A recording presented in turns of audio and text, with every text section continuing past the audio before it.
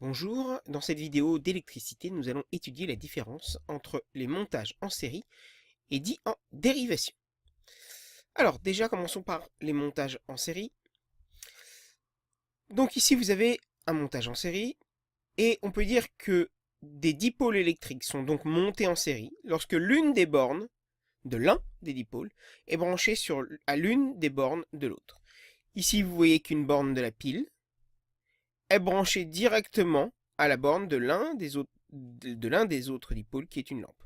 Ici, vous avez cette borne de la lampe qui est branchée à une borne de l'autre lampe, et ici cette borne de la lampe est branchée à l'autre borne de la pile, ce qui fait donc un montage en série.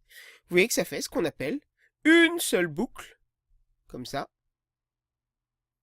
ou une seule maille, c'est pareil. Voilà.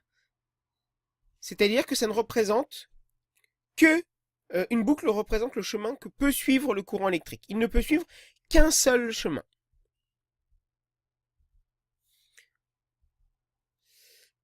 Par contre, une caractéristique importante à savoir, c'est que dans un montage en série, l'ordre des dipôles n'a pas d'importance.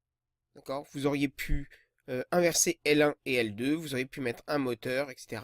Donc tout ça n'a aucune importance dans un montage en série. Maintenant, dans un montage en dérivation. Eh bien, en dérivation, on peut dire qu'un montage est en dérivation à partir du moment où il y a au moins deux boucles dans le circuit. Vous voyez que ici, vous avez une boucle et ici une deuxième boucle. Et donc, dans une maison, les appareils sont montés en dérivation. On peut dire que deux dipôles sont montés en dérivation, cette fois-ci lorsque les deux bornes de l'un sont branchées aux deux bornes de l'autre.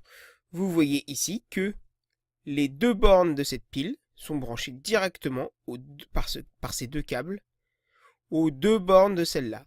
Ici, vous avez les deux bornes de la pile qui sont branchées aux deux bornes de ce dipôle-là. Ok ?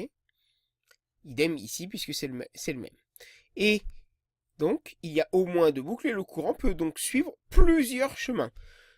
Le courant part d'ici, et ici, il a le choix soit d'aller dans la première lampe, soit d'aller dans la deuxième. Donc, il fait deux chemins, et ils se rejoignent ici pour revenir à la pile.